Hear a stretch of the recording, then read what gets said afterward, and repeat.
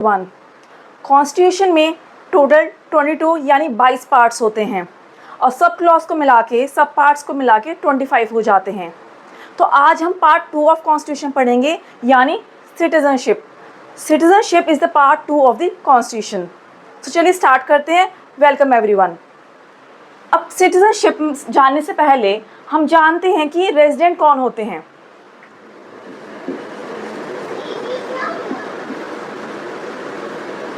Resident का मतलब होता है रहने वाले। कहीं भी रह सकते हैं, किसी जगह पर रह सकते हैं। घर पे रहने वाले को भी हम रेजिडेंट बोलते हैं, मोहल्ले में रहने वाले, स्टेट में, सिटी में रहने वाले को हम रेजिडेंट बोलते हैं। अब रेजिडेंट में 2 कैटेगरीज होती हैं। पहली है सिटीजन और सेकंड है फॉरेनर। रेजिडेंट के नाम पर मतलब कि हम जब इंडिया की बात कर रहे हैं, हम कॉन्स्टिट्यूशन पढ़ रहे हैं, तो इंडिया में रहने वाला कोई भी हो सकता है, अपने देश का भी हो सकता है, देश के बाहर का भी हो सकता है। रह तो सभी रहे हैं, तो रेजिडेंट तो सारे ही हैं। पर इसमें रेजिडेंट किस कैटेगरी के हैं? सिटीज़न यानी कि आप और हम, जो हम रह रहे हैं, बाय बर्थ रह रहे हैं या जैसे भी रह रहे हैं। फॉरेनर नाम से समझ में आ रहा है, दूसरे देश से आने वाले लोग जो हमारे देश में आके रहते हैं, टेम्परेरी बेस पे रहते हैं, चाहे वो 6 महीने पे रहें या फिर 1 साल, 2 साल, 10 साल, वो फॉरेनर्स होते हैं। They are as the guest. ठीक है। सिटीज़न और फॉरेनर में यही अंतर होता है कि सिटीज़न जो है फुल टाइम मेंबरशिप है, यानी फुल टाइम से रह रहे हैं, और फॉरेनर कुछ टाइम के लिए यानी टेम्परेरी बेस पे रहते हैं। फॉरेनर में भी 2 कैटेगरीज हैं।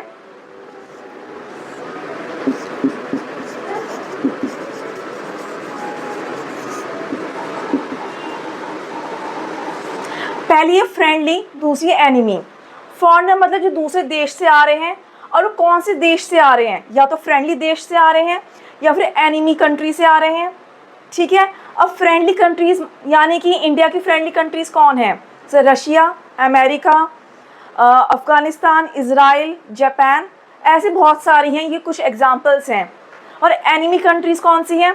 जब एनिमी कंट्री की बात करते हैं तो सबके दिमाग में 2 ही कंट्री के नाम आते हैं। दोनों ही हमारे नेबर्स हैं, एक पाकिस्तान, एक चाइना।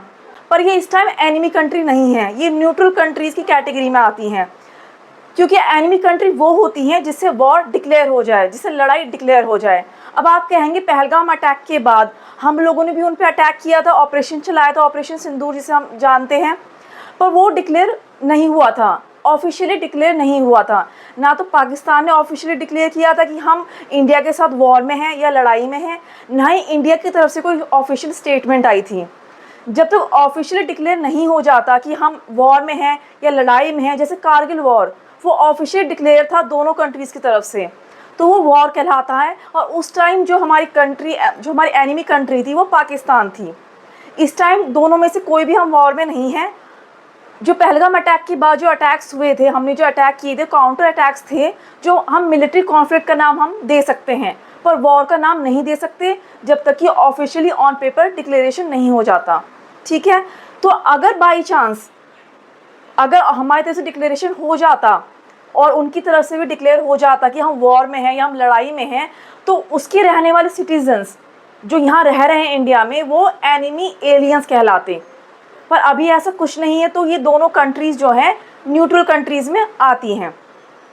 तो आप समझ गए होंगे कि रेजिडेंट में रहने वाले कोई भी हो सकते हैं हमारे देश में, जो देश के लोग यानी सिटीजन्स, और जो बाहर से आने वाले लोग यानी फॉरेनर्स।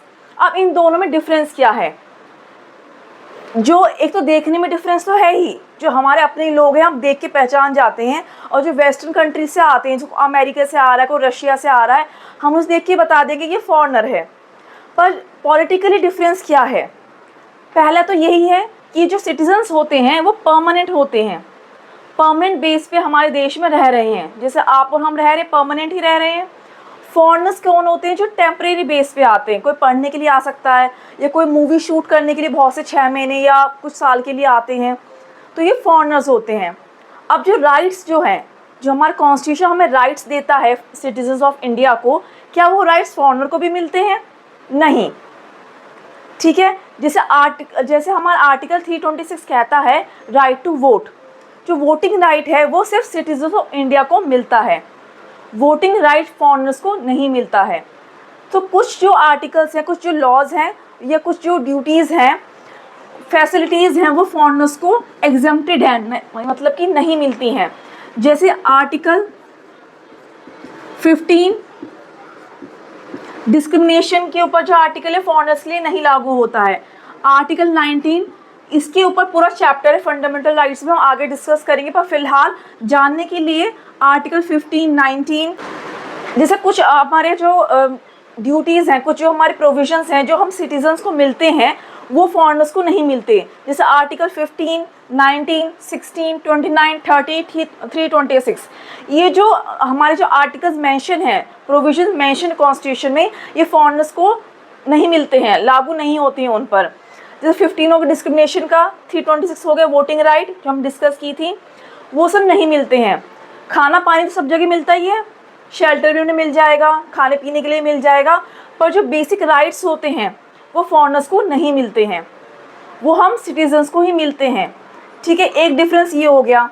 प्लस इसमें एक एक्सेप्शन है, जैसे एज ग्रुप है 6 से 14 ईयर्स, यानी बच्चों की जो एज ग्रुप है, इस एज ग्रुप में फ्री एजुकेशन प्रोवाइड होती है। हमारा कॉन्स्टिट्यूशन हमें राइट देता है कि जो भी बच्चे इस एज ग्रुप में आते हैं, एज 6 से लेकर एज 14 की एज ग्रुप में जो बच्चे आते हैं उन्हें हम फ्री एजुकेशन प्रोवाइड करेंगे।